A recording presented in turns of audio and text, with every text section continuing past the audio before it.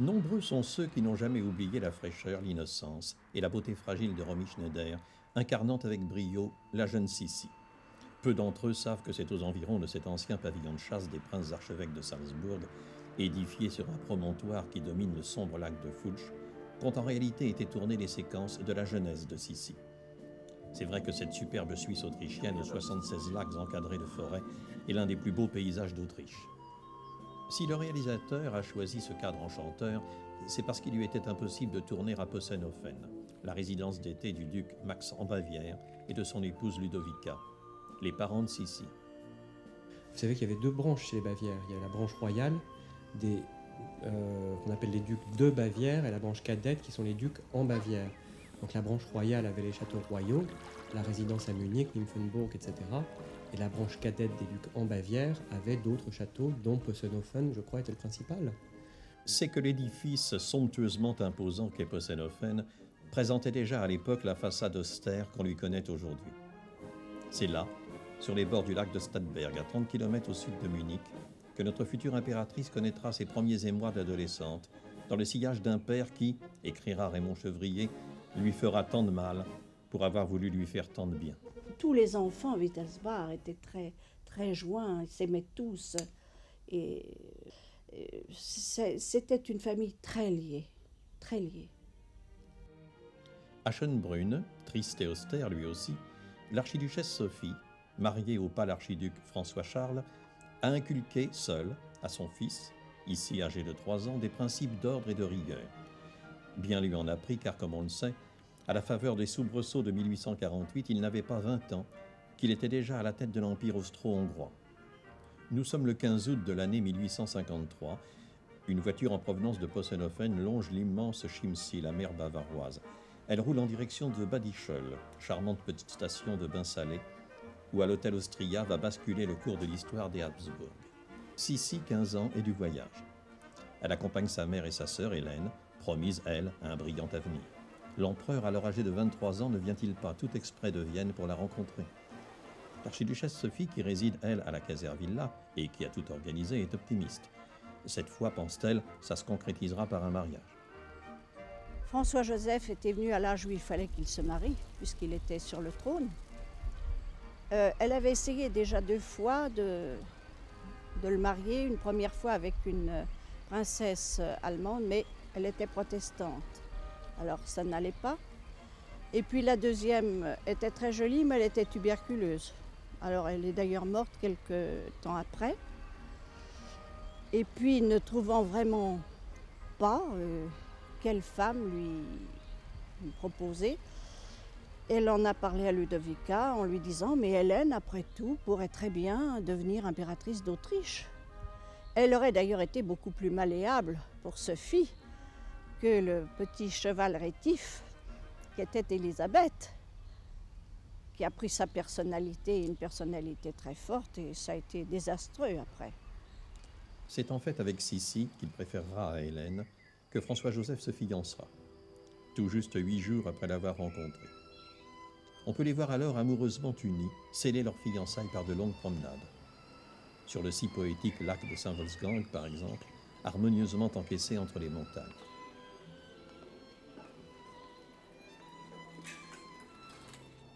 Tout à son bonheur, Sissi a-t-elle seulement apprécié cette église de poupée de 800 ans et son rétable gothique sculpté dans le bois et recouvert de feuilles d'or.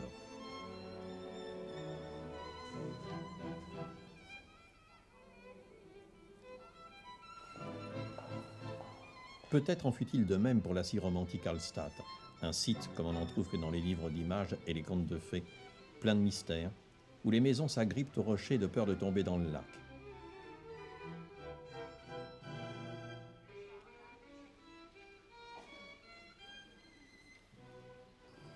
Gageons toutefois que son regard étrange et ses yeux profonds, comme absents, qui contribuèrent tant à affirmer sa réputation au point que Maurice Barrès l'appellera l'impératrice de la solitude, se sont reflétés dans les eaux de l'admirable lac de Gozo.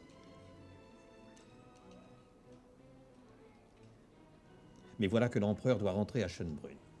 En rentrant à Schönbrunn, il retrouve le puzzle austro-hongrois qui est composé de 40 nations différentes et que lui va s'efforcer de maintenir intact jusqu'à la fin de sa vie.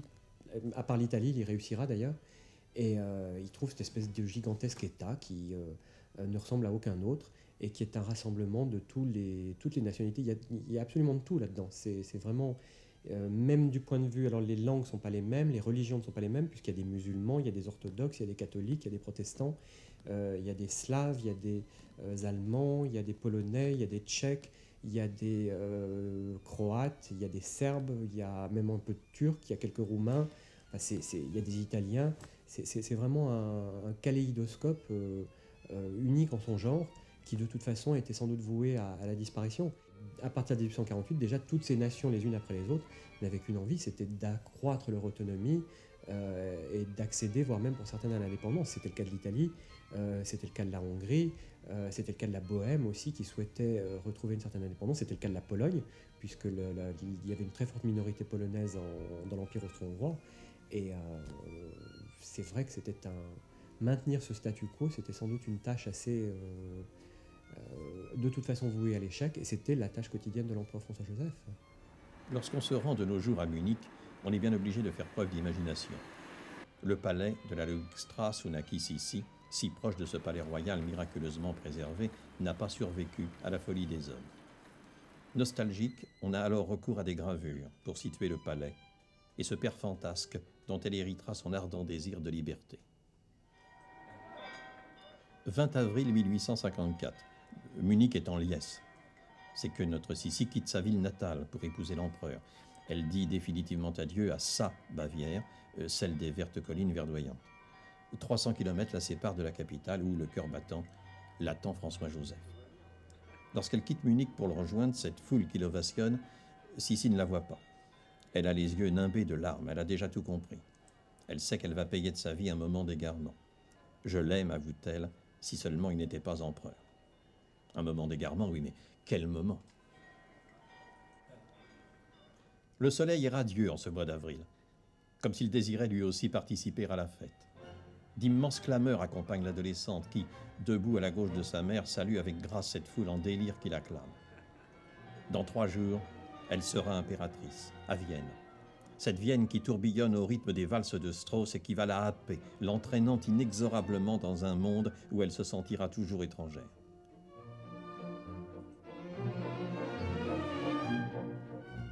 Elle arrive dans la capitale sur le François-Joseph, agencé en jardin flottant, sur le pont duquel on a installé des arcades de roses coupées la veille à Schönbrunn.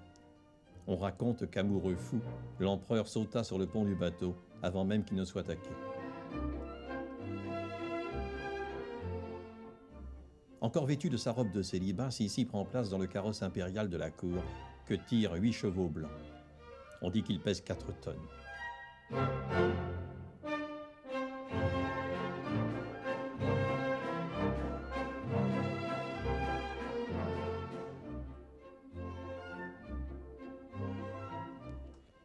75 000 personnes, parmi lesquelles des représentants de toutes les cours d'Europe et des provinces de l'Empire, sont conviés à son mariage. » C'est sans doute l'erreur principale qu'on a fait lorsqu'on a accepté le mariage de l'empereur François-Joseph avec la petite princesse de Bavière. D'ailleurs, ça donne sans doute de bons points à l'archiduchesse Sophie, qui ne voulait pas de ce mariage, et qui était peut-être la seule qui avait compris à l'époque que sa nièce, Élisabeth, était absolument pas faite pour ce mode de vie. Parce que c'est elle qui était contre ce mariage, elle ne voulait pas que Sissi devienne impératrice d'Autriche, et je crois qu'elle avait assez bien cerné le personnage, parce que Sissi aimait François-Joseph, François-Joseph aimait Sissi, mais Sissi était certainement pas faite pour être une impératrice d'Autriche. Pour l'heure, ce certificat de mariage l'atteste, Sissi et l'empereur sont mariés. Vienne est illuminée en l'honneur d'une enfant qui s'apprête à devenir femme. Une femme si en avance sur son temps que l'écrivain Paul Morand dira « C'est une femme d'aujourd'hui, qualités et défauts. Elle est entrée dans le siècle précédent, le 19e, comme on se trompe de porte. » Unanimement, on constate que le jeune couple irradie de bonheur. Passionnément épris, François-Joseph confie à l'époque être aimé comme un lieutenant et heureux comme un dieu.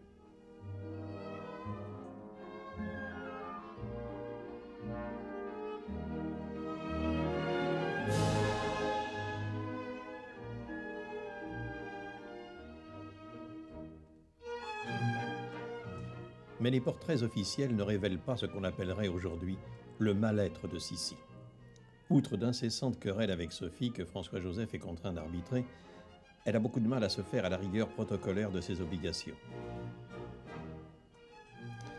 Alors, je crois que le protocole de la cour de Vienne a sans doute été difficile à accepter pour Sissi, souvent d'ailleurs pour des raisons de personne plus que pour des habitudes. Si on lui avait présenté les choses d'une manière peut-être plus fine, peut-être qu'elle l'aurait accepté plus facilement. La Hofburg, qui restera jusqu'en 1918 palais impérial des Habsbourg, a de quoi effrayer. Dans ce bâtiment sans âme aux 1440 pièces, dont 26 réservées à Sissi et à son mari, se succèdent bals, réceptions, pesantes manifestations guindées que la jeune impératrice en fait exècre. Jamais peut-être Sissi n'aura été aussi malheureuse. Ce que l'impératrice Élisabeth ne supportait pas, c'était plus ce mode de vie, c'était cette manière de vivre sous les projecteurs de l'actualité, en public, en permanence, avec un protocole qui était très rigide. Je crois que je crois que c'est la reine Victoria Eugénie d'Espagne qui disait que les reines n'ont pas le droit d'être heureuses. C'est vrai que les reines, surtout au XIXe siècle, les impératrices, vivaient en permanence en représentation, en public. D'où le premier scandale que crée Sissi lorsqu'elle exige au cours d'un dîner qu'on lui serve de la bière, ce qui évidemment choque profondément ces dames de la cour. Mais il est évident qu'en correspondance des femmes qui vivaient dans la Hofburg, qui est une ville dans la ville, dont ces gens ne sortaient pas, restaient confinés entre eux, il fallait tout de même 14 titres pour être à la cour de Vienne. Et donc ces femmes passaient leur temps à manger des petits gâteaux, à papoter les unes avec les autres. Cette femme qui ne voulait pas rester à écouter des choses qui pour elle n'avaient aucun intérêt et sortait de la Hofburg, c'était incompréhensible. Elle sortait par une porte discrète de la Hofburg, vêtue très simplement, les trois quarts du temps. Elle avait un grand manteau pour qu'on ne voit pas sa taille, et elle allait où il fallait aller, sans qu'on sache que ce soit elle. Ce qu'elle faisait, elle le faisait avec discrétion. Et elle était aimée du peuple, contrairement à la cour. Et François-Joseph le savait très bien. Sissi choque ses pairs, c'est incontestable. On la voit, échappant à la vigilance de ses dames de compagnie, faire seule ses achats dans le Graben, le quartier commerçant de Vienne. On la voit au Prater aussi. On l'aperçoit se rendant au chevet des malades lorsque trop souvent, hélas, l'occasion lui est donnée de le faire. Là, elle considère de son devoir d'impératrice d'aller leur porter un peu de réconfort. Tout ça n'arrange pas ses relations avec sa belle-mère, qui se sont détériorées depuis que les fastes du mariage passé, elles ont cohabité au château de Luxembourg. Ah, c'est une véritable horreur quand on va à Luxembourg. C'est vraiment l'horreur, c'est une prison moyenâgeuse. Et d'abord, on y arrivait en bateau. Et ces créneaux, ces portes avec du fer, mais c'était l'horreur. Cette jeune femme qui vient de se marier, on l'enferme là-dedans. Et puis François-Joseph s'en allait travailler, c'est pas très loin de Vienne, évidemment. Comme il disait, je vais à mon bureau, puis elle restait là. Et pour lui tenir compagnie, c'était Sophie. Avouez que c'était pas la joie pour une jeune mariée.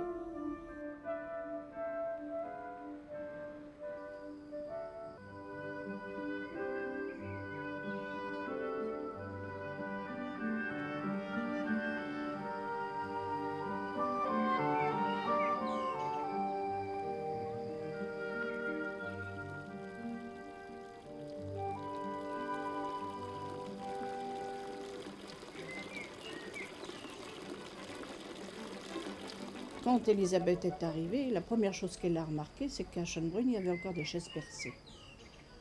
Et elle a fait des pieds et des mains pour installer des commodités avec adduction d'eau. C'était le grand scandale pour Sophie, mais tout de même pour la commodité de François-Joseph qui était fort content. Et puis elle a fait installer une salle de bain. Ah, quelle idée a-t-on de se baigner? On n'a pas besoin. On se baigne quand on est malade, n'est-ce pas? Mais elle voulait se baigner tous les jours. Et elle a eu l'idée de faire installer un collier en cuivre avec des trous. Alors elle le passait par la tête, ça s'arrêtait sur ses épaules et elle prenait des douches sans mouiller ses cheveux.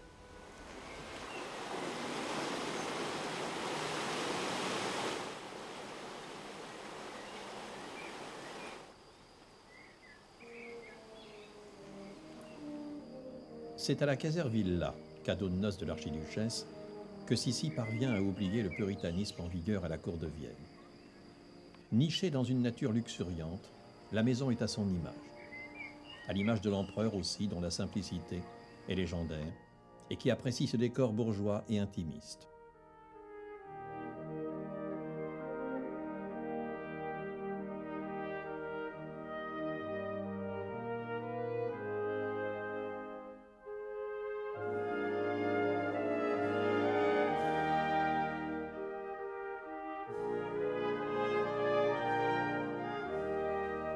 Surprise, la chapelle donne directement dans le salon.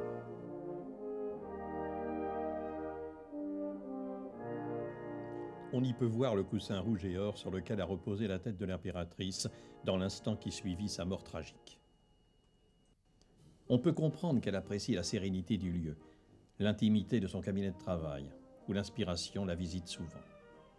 L'agencement des pièces est, avouons-le, tout à fait en harmonie avec la fraîcheur d'âme de Sissi, qui, du balcon de ce qu'on appelle le salon gris, jouit d'une vue propice à l'évasion.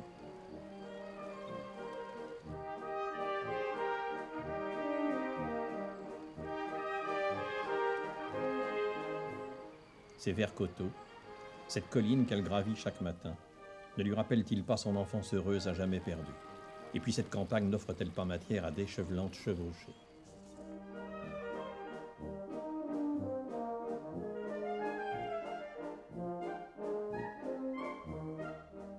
Les chevaux. La passion de Sissi au point qu'elle leur consacre un petit salon. Sur les murs, 27 tableaux, hommage posthume à ces fougueux coursiers. Ces sauvages amours.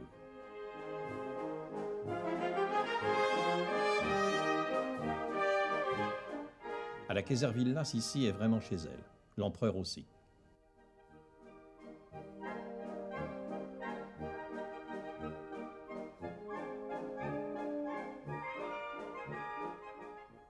Dans son bureau, étonnant de sobriété, où il signa en 1914 la déclaration de guerre, le temps s'est arrêté.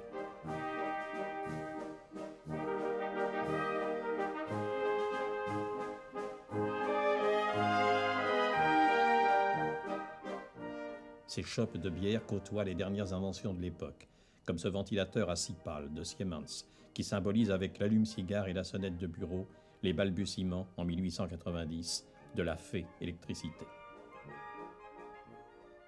De résidence d'été, vraiment, ça a été la Kaiservilla. C'était d'abord celle où François-Joseph a passé toute son enfance. Et tous les étés, c'était sa maison préférée. Et quand il avait la possibilité de s'éloigner de la cour, il partait à chasser. Grand chasseur, l'empereur aurait, dit-on, tué des milliers de cerfs et des centaines de chamois.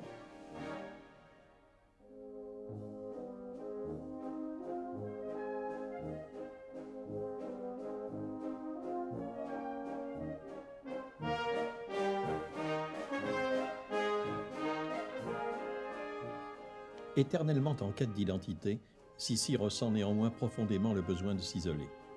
Quand tu seras seul, disait Léonard de Vinci à sa femme, tu seras tout à fait toi-même. Certes, la Kaiservilla est son refuge, mais le palais de marbre qu'elle fait construire en 1869 est son sanctuaire. Là, transcendée par son imagination sans limite, seule avec Heinrich Heine, elle écrit ses plus jolis poèmes.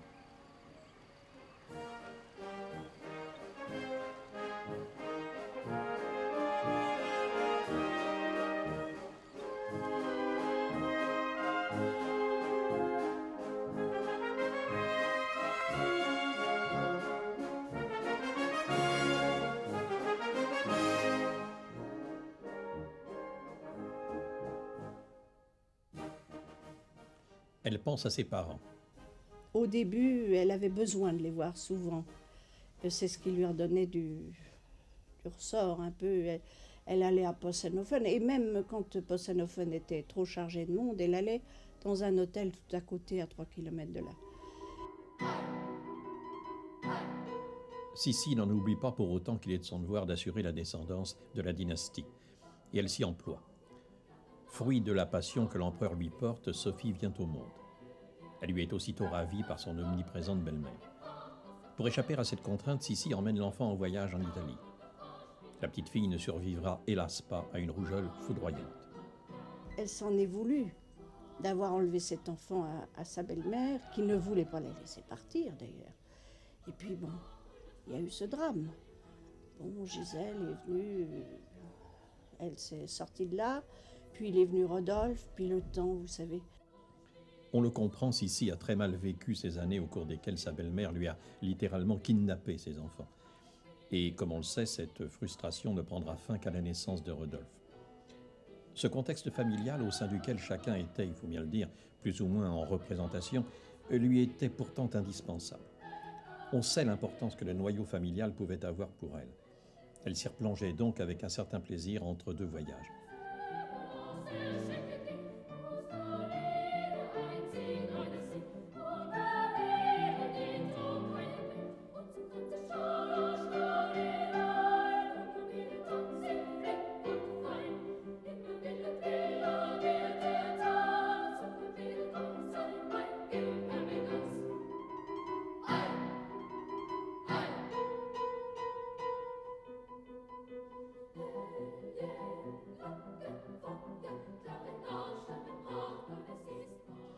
Lorsque Marie-Valérie naît, elle tente de se prouver qu'elle n'est pas, comme elle l'a toujours pensé, une mauvaise mère. Élisabeth a reporté sur Marie-Valérie tout ce qu'elle n'avait pas pu donner aux autres, puisqu'on lui a pris ses enfants quand elle les a eus. Elle avait vécu dans un cocon, une famille, et on lui a enlevé tout de suite ses enfants. Alors, elle en a énormément souffert. Elle n'a pas pu exprimer son amour de mère. Et quand Marie-Valérie est venue au monde, les autres étaient déjà grands, ils étaient partis, Sophie également. Alors, ça a été un amour, mais un amour dévorant, abusif. Le moindre rhume, c'était un drame.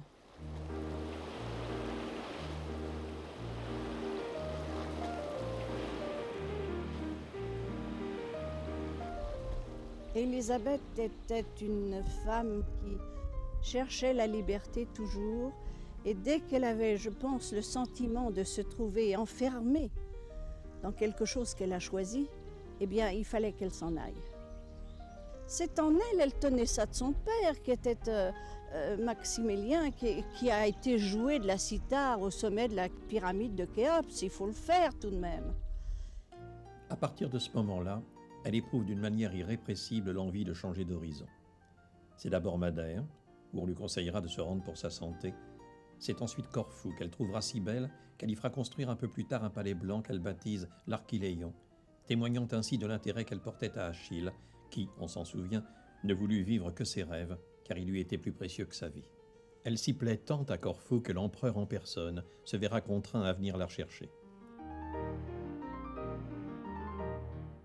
Suprême preuve d'amour, il lui offre un yacht, le Miramar. Le couple regagne Vienne en passant par la Vénétie et la Lombardie, à l'époque encore provinces autrichiennes.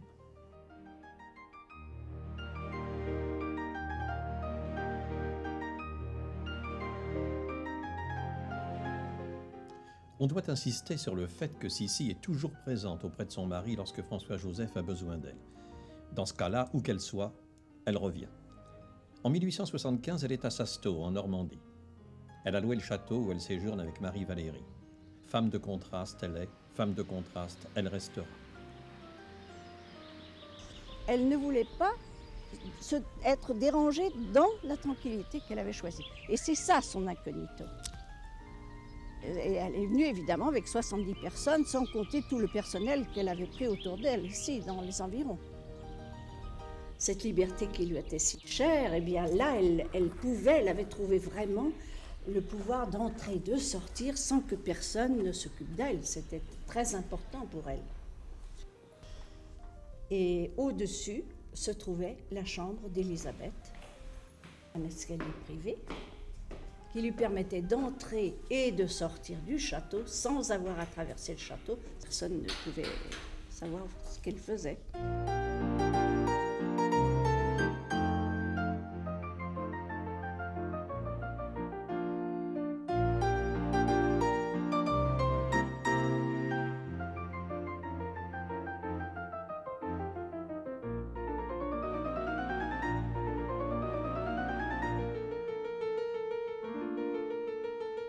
Le docteur Widerefer avait recommandé pour la santé de cette petite fille qui semblait très fragile, l'air de la mer et surtout un air très iodé. Et François-Joseph redoutait d'ailleurs, n'était pas du tout d'accord qu'elle vienne en France, qui était républicaine, puisque c'était MacMahon à l'époque. Et bon, elle a trouvé tout naturel de rédiger son testament à ce moment-là. Puis ça lui permettait de partir tranquille, l'esprit tranquille. C'est un être humain comme les autres. C'est avant tout un être humain. C'est un être humain qui avait sans doute une sensibilité plus forte. Elle n'avait pas cette cuirasse qu'on trouve très facilement dans ce monde des familles royales encore à l'heure actuelle. Il est clair que par moments, ce besoin vital qu'elle avait de fuir, de partir, d'aller au loin, de sortir de cette prison qu'elle avait du mal. Enfin, n'importe quelle personne qui a eu des problèmes nerveux, psychologiques, dépressifs, etc., peut comprendre ce que pouvait ressentir l'impératrice Élisabeth. Faible et forte à la fois, le sang de bœuf qu'elle boit ne parvient évidemment pas à compenser les conséquences pernicieuses d'un régime drastique qui l'épuise. Mais, là comme ailleurs, elle trouve tout de même la force de courir la campagne à cheval des heures durant. Son seul vrai plaisir.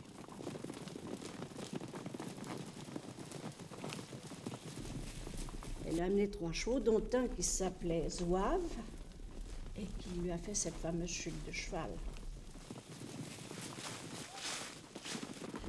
Au moment où il est arrivé dans cet obstacle, il l'a pas reconnu, il a tapé des pattes, des pieds, on dit, d'un cheval contre le mur et il a renversé l'impératrice qui, tombant, s'est pas ouvert, elle a eu un hématome très très gros au côté droit en tombant sur une sépée de chêne.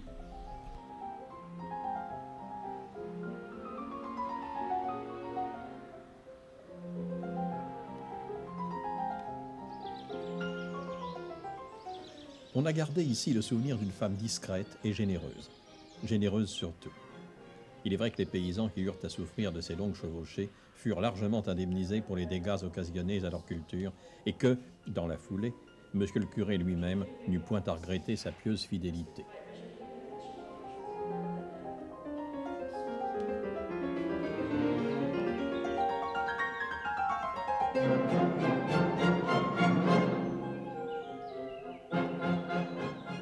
C'est alors que l'empereur a une idée. Il comprend qu'offrir un yacht à une femme qui ne pense qu'à aller toujours plus loin n'était peut-être pas le moyen le plus efficace pour la retenir.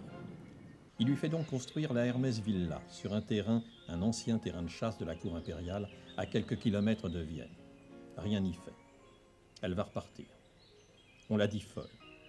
Avez-vous remarqué que dans Shakespeare, seuls les fous sont des gens raisonnables, dit-elle. On la surnomme volontiers l'impératrice locomotive. C'est que le train reste son moyen de locomotion préféré. Elle est accompagnée de ses fidèles, regroupés dans de confortables wagons qui l'accompagnent partout.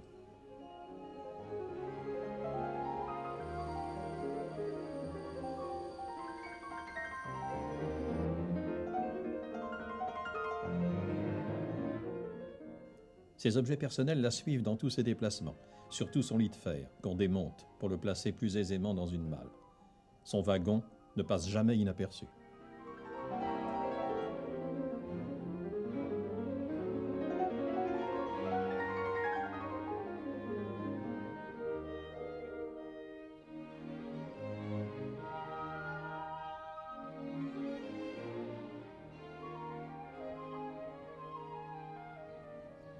Le premier séjour de Sissi date de 1893. Elle vient à plusieurs reprises et puis son activité favorite, c'est la promenade. Quand Élisabeth arrive ici à Territet, c'est le tout début de l'ère touristique du château de Chillon. Elle le visite comme une des premières touristes, elle le visite avec son mari, comme beaucoup de touristes aussi à l'époque. Et ce qu'elle visite, c'est encore justement un château fort. Que ça convient bien finalement à une impératrice qui est quand même très romantique, qui aime bien visiter les endroits historiques. Elle a visité le Parthénon, elle a visité des tas d'endroits en Grèce et ailleurs. Je crois qu'elle aimait bien les vieilles pierres. Elle se promène, elle arpente la région, elle arpente les sentiers de la région.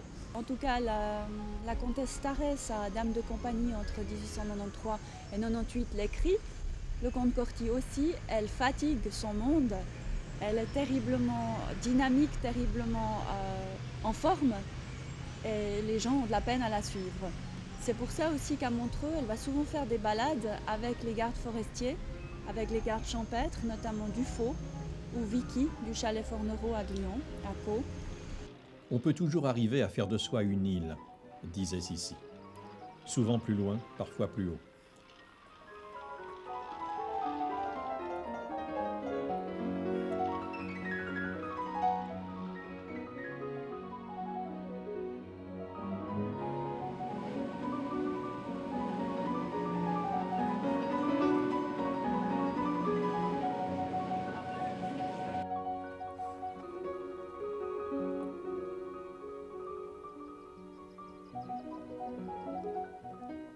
Elle aimait monter au rocher de Naï et s'asseoir sur ce banc pour y méditer en silence.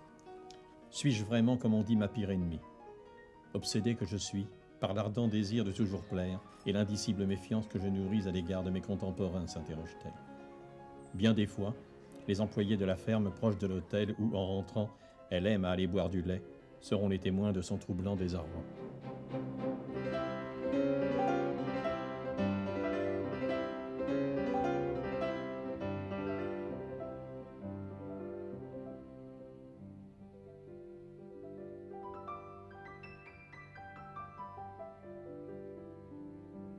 Il était client, disons, de la pâtisserie de mon grand-père, et il avait justement goûté ces pâtisseries-là qu'il avait spécialement appréciées. Et il en a demandé la recette. Il a donné cette recette, puis il a appelé son fils, donc mon père, en disant « on va porter ça à l'empereur ». Alors, mon père est allé au Grand Hôtel de Territet, s'est annoncé à la réception, et on lui a simplement dit « oh, mais il est justement dans sa chambre, alors montez ». Alors il est monté, il a tapé à la porte, l'empereur lui a dit « ça va bien entrer ». Il a donné la lettre, l'empereur l'a regardé, puis il l'a remercié en disant « c'est très bien, tu peux rentrer ». Alors mon père est rentré. Alors ce qu'il y a de spécial, si vous voyez que par exemple le protocole de Vienne était si lourd, si pesant et tout, qu'on ne peut pas imaginer que l'empereur en vacances ici ait pu avoir un jeune homme de 12 ans qui entre dans sa chambre sans l'autre.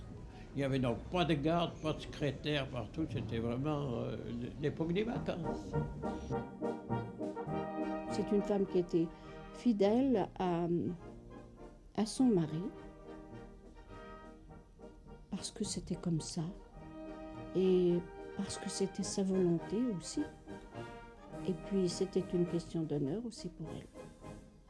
Je crois que l'impératrice Élisabeth aime son mari à distance, et lui il aime à distance en lui laissant sa part de vie. Quoi de plus amusant que de se retrouver et de se raconter ses histoires. D'ailleurs ils s'écrivent énormément, les contacts épistolaires sont énormes. Elle écrit aussi à Madame Schratt et Madame Schratt lui écrit. Ce désarroi la conduit-il à présenter Catherine Schratt à l'empereur? C'est en tout cas à cette jeune actrice de 28 ans qu'elle demande d'accepter de tenir compagnie à son mari durant ses longues absences. Catherine Schratt avait un appartement pas très loin de la Hofburg et l'empereur allait tous les matins à 6 heures pile prendre son petit déjeuner avec Catherine Schratt, qui devait être habillée en tenue pour le recevoir et elle le tenait au courant de ce qu'elle avait entendu la veille. C'est une preuve d'amour de s'être fait remplacer pour que François-Joseph ne soit pas seul. Et puis, elle savait très bien qu'il y avait une très grande différence d'âge. François-Joseph a dit à Catherine Schratt, nous nous sommes expliqués là-dessus. Nous n'y reviendrons pas, ma femme m'a fait confiance, j'aime ma femme et je n'en dérogerai jamais. Je serai toujours pour vous un ami paternel. Je crois que Sissi avait une aura, une espèce, un charisme, un charme. Et c'est ça qui peut-être faisait la différence. Elle était très proche des gens. Elle a été élevée dans une famille qu'on dit une famille fantasque, une famille avec des tares et des tas de choses. En réalité, elle a été élevée par une famille quasi normale. C'est ensuite qu'elle est rentrée forcée dans un carcan. Elle était ravissante, elle était très belle, elle avait ses cheveux qui étaient très très longs, cette taille très fine, une certaine vivacité, des traits réguliers, donc un physique qui était déjà très beau. Et puis je pense que c'était une figure mystérieuse qui séduisait peut-être aussi d'autant plus par cette aura de mystère qu'elle entretenait autour d'elle. C'était une grande sportive, elle faisait tous les jours du cheval, c'était le sport qu'elle a préféré à tous. Et elle a travaillé le cheval toute jeune, avec une écuyère de cirque. Donc elle était très capable de faire toutes les figures qu'elle voulait aux chevaux. En traversant une gorge, il y a une planche du pont qui a cédé. Eh bien, elle a maintenu son cheval et elle a traversé. C'était une cavalière extraordinaire. Elle a créé le premier footing en partant de Schönbrunn et en montant, en courant pieds nus jusque derrière la Gloriette, ça représente tout de même quelques kilomètres. Elle était simplement vêtue d'une robe, elle n'avait rien en dessous, pour aller boire son lait dans la ferme. Elle faisait ça tous les matins. Si ça lui faisait envie, elle partait de Munich et elle allait à Possenhofen à pied. Elle tuait tous les gens qui la suivaient d'ailleurs, si bien qu'elle a fini par s'en rendre compte. Elle a fait mettre des calèches, des fiacres pour que les gens qui étaient fatigués puissent la suivre comme ça. C'était infernal. C'était une grande sportive. Elle faisait tous les jours une bonne heure de gymnastique le matin, en plus de son footing. Elle faisait des anneaux, elle faisait du trapèze, elle faisait de la barre fixe. Après, elle avait son massage. L'aura d'Élisabeth a tout de même fait que, et son amour qu'elle a eu pour la Hongrie, a tout de même fait cette alliance avec la Hongrie. Bon, la personnalité du peuple hongrois, les particularités du pays, sa culture, etc., ont dû la séduire aussi, évidemment. Mais je crois que le déclencheur de sa passion pour la Hongrie, c'était le fait qu'elle pouvait y aller sans avoir besoin d'excuses, parce qu'elle était reine de Hongrie, donc qu'elle aille en Hongrie, c'était tout à fait normal et légitime, et c'était une manière d'échapper à Vienne, et à l'ambiance de Vienne qui était très lourde et très difficile à supporter pour elle.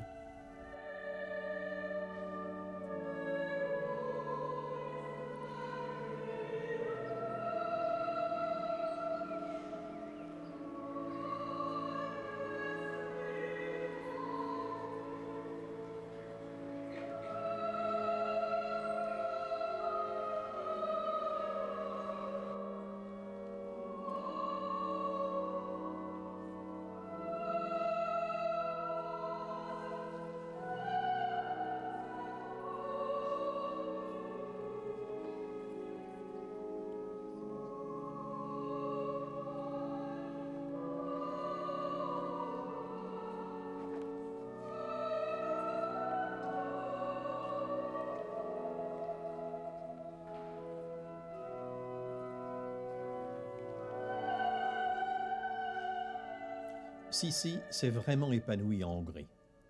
Rappelons à ce propos que c'est en Hongrie que Marie-Valérie a vu le jour et que les Hongrois l'appelaient la petite princesse de Hongrie. Andrassy, lui, appelait Sissi la belle providence de la patrie hongroise.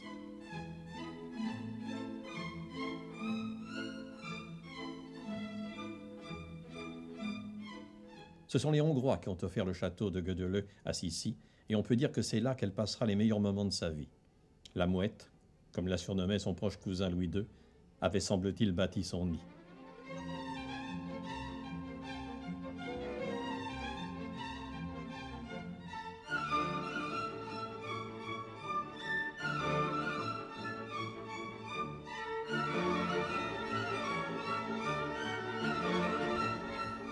Alors, ce qui rapprochait Louis II et l'impératrice Élisabeth, c'était évidemment le sang au départ, puisque par les hommes, l'un et l'autre étaient parents très proches. Lui était de la branche royale des Bavières, elle était de la branche ducale.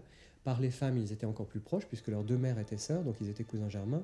Bon, effectivement, ils se sont vus, ils étaient cousins, ils avaient quelques similitudes, puisque l'un et l'autre supportaient très difficilement le cadre de leurs obligations royales, mais c'est pas non plus la passion contrariée ou secrète dont on a voulu parler. Louis II, si proche de ses aspirations, et qui lui inspira ses plus beaux poèmes, lesquels furent confiés par écrit au président de la Confédération helvétique, avec consigne en cas de publication d'en verser les droits d'auteur aux enfants des condamnés politiques de la monarchie austro-hongroise. Louis II, emprisonné dans son château de Berg et noyé dans le lac de Starnberg. Un drame pour Sissi.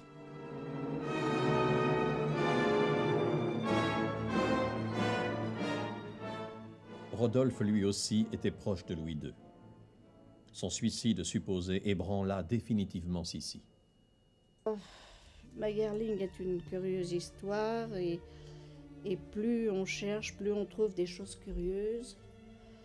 Il faut penser que l'Autriche était très francophile. Rodolphe était très francophile. Et l'Allemagne se trouvait entre la France et l'Autriche. Il y a eu Bismarck qui s'est mêlé de l'affaire et Guillaume II, cousin de Rodolphe, qui s'entendait très bien jusqu'au jour où Guillaume II a fait comprendre à Rodolphe que peut-être il pourrait prendre la place de son père, et Rodolphe a refusé. Il y avait un espèce de complot qui s'est fait. Rodolphe a refusé, disant le jour où je serai sur le trône, eh bien c'est que mon père sera disparu. Mais ce n'est pas à moi de l'évincer. Si bien que, étant au courant d'un complot, je crois qu'il fallait le faire disparaître. Marie Vetsera, ça remonte très loin. C'est une fille. D'abord, il faut retourner beaucoup plus loin que Marie Vetsera. Il faut aller vers une fille naturelle qui a eu son frère, qui s'était marié et qui n'avait plus le droit de porter le nom de Wittelsbach. Et il avait une fille qui s'appelait Marie. Et cette Marie était très jolie, très très jolie. Et quand Élisabeth a eu Godeleu, elle a eu l'idée de faire venir sa nièce passer des vacances à Godeleu. Et cette Marie s'est mise à tourner autour de Rodolphe, qui devenait joli garçon. L'empereur et Élisabeth s'en sont aperçus, bien évidemment, et se sont dépêchés de marier Marie au comte les riches. Et plus tard, elle va se venger. Et c'est là où va venir toute l'histoire des Vetsera, c'est que Rodolphe n'était pas un homme de vertu, nous le savons, et il a eu comme maîtresse la mère de Marie Vetsera. Et il s'est trouvé que les Vetsera étaient cousins avec les riches. Et un jour, la petite Marie Vetsera a avoué à sa cousine Marie les riche qu'elle était amoureuse de Rodolphe, que ça faisait 2 ans qu'elle allait au Prater, le regarder passer, c'était l'amour de sa vie. Et Marie Vetsera, et Marie les riche d'abord, a été aussi la maîtresse de Rodolphe, mais qui se débarrassait aussi vite des filles qu'il les avait eues. Et elle a trouvé le moyen aussi de se venger de sa tante, de se venger d'avoir été abandonnée par Rodolphe. Ah, Marie Vetsera est amoureuse de Rodolphe. Eh bien, je vais le mettre dans ses bras. Or, quand on pense aux romans qu'on a racontés sur l'amour fou de Marie Vetsera et de Rodolphe, qui voulait renoncer à sa femme, non, il voulait renoncer à sa femme parce qu'il était syphilique au dernier degré, et le sachant et ayant contaminé sa femme, il savait qu'il ne pouvait plus avoir d'enfant. En tout et pour tout, il a connu Marie Vetsera, dans les 15 derniers jours de sa vie. Le roman est assez court, et il l'a vue 5 fois. La première fois le 13 janvier.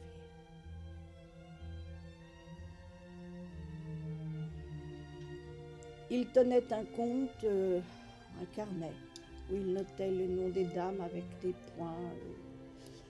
Je ne peux pas dire que Marie Vetsera était bien placée. Il l'a trouvée un peu bête, avec des gros yeux, et c'est vrai, elle n'est pas jolie, je ne vois pas du tout ce qu'on peut lui trouver. Et en fait, quand il est allé à Mayerling, on savait, il allait toutes les fins de semaine chasser à Mayerling, il y est parti tout seul, parce qu'il avait une maîtresse en titre qui s'appelait Marie Caspar, avec laquelle il s'était fâché la veille, et il est parti tout seul à Mayerling. Et quel n'a pas été son étonnement, c'est de voir arriver Marie Vetsera le lendemain. Et il lui a demandé ce qu'elle venait faire là. Et j'ai reçu un mot me demandant de venir vous rejoindre. J'ai pris un fiacre et je suis venue. Or, il y avait depuis 8 jours, dans une auberge à côté, 4 Allemands qui étaient là sur place. Il y a une chose assez curieuse quand même, quand on voit les photos de mort, que ce soit de François-Joseph, on voit toujours la personne est comme les mains jointes sur le corps. Et vous remarquerez que la photo qui représente Rodolphe, il est couvert d'une couverture jusque-là, parce qu'il s'est défendu et qu'il avait été blessé aux mains. Et quand l'impératrice a voulu voir son fils, après bien entendu avoir annoncé ce grand malheur à l'empereur, la première chose que l'empereur a dit, surtout remontez bien la couverture. Mais il est certain que s'il s'était suicidé, étant catholique, on ne pouvait pas l'enterrer comme on l'a fait, c'est pas possible. Donc il fallait trouver une raison. On ne pouvait pas non plus dire qu'il avait été assassiné par l'Allemagne, parce qu'à ce moment-là, ça mettait l'Allemagne en combat avec l'Autriche. Bien sûr, on est ému lorsqu'on se rend sur la tombe de Marie Vetsera.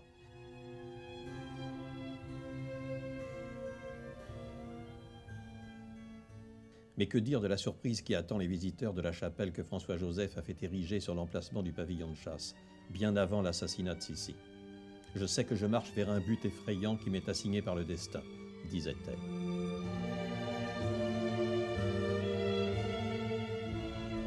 Pourquoi elle? Il y avait d'autres célébrités à Genève à l'époque. Je crois qu'elle est connue, on la remarque, même si depuis une vingtaine d'années déjà à l'époque, elle ne laisse plus tirer de portraits. Les gens la connaissent. On l'appelle la mouette noire. Elle est toujours habillée de noir, elle a toujours une ombrelle blanche avec elle, elle est toujours accompagnée d'une dame de compagnie. Et elle a un visage qui est caractéristique. Son visage, sa chevelure, on ne peut pas la manquer.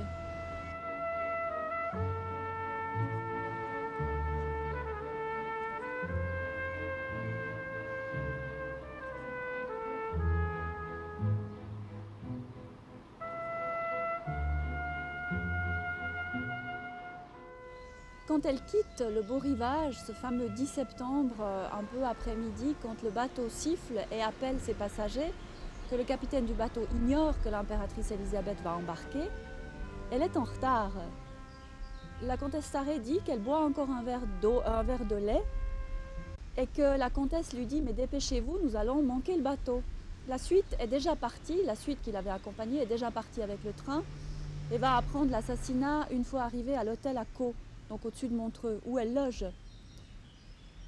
Elle part, elle se précipite hors de l'hôtel, elle marche vite, elle court presque, et c'est là qu'elle est frappée par l'assassin.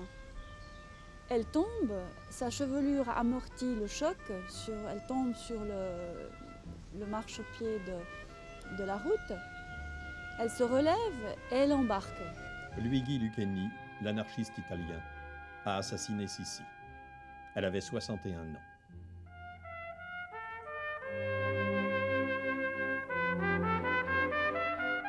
Cet assassin est un pauvre type, quelqu'un qui a une enfance malheureuse. On a écrit des tas de choses sur lui, on continuera toujours à écrire des tas de choses sur lui. On cherche s'il y a une raison, on cherche s'il a ensuite été assassiné lui-même. C'est un hasard, cette espèce de hasard qui n'en est pas un. C'est très curieux parce que Élisabeth se comporte autrement cette année-là. Elle vient très rapidement au printemps et on ne sait pas pourquoi. Et quand elle vient en automne, elle vient déjà au mois d'août, ce qu'elle ne fait jamais. Elle vient toujours au mois de septembre. Or là, elle arrive le 30 août. Et les gens remarquent, les journalistes en parlent dans le journal, les gens remarquent que cette fois-ci, elle ne met pas ostensiblement son éventail devant la bouche, devant le visage, pour cacher son visage. Même la comtesse Sarré dit qu'elle est différente. N'avait-elle pas rencontré quelques jours auparavant la Dame Blanche, fatale à la dynastie des Habsbourg?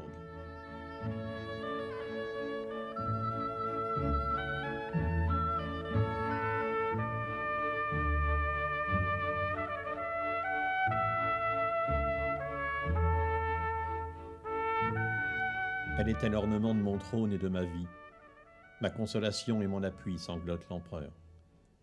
18 ans plus tard, sur son lit de mort, il murmurera « Personne ne saura combien j'ai pu l'aimer ». Lui seul peut-être avait compris qu'on ne tient pas une mouette en cage.